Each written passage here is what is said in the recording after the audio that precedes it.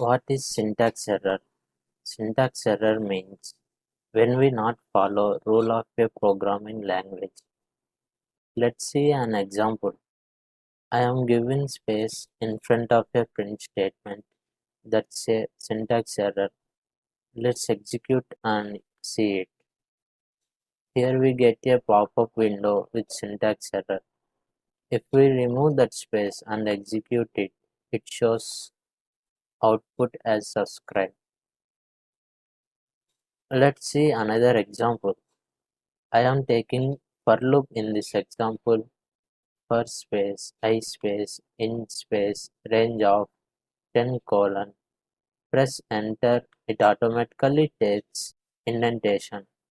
Let's remove that indentation and execute it. Here we get a pop-up window with syntax error.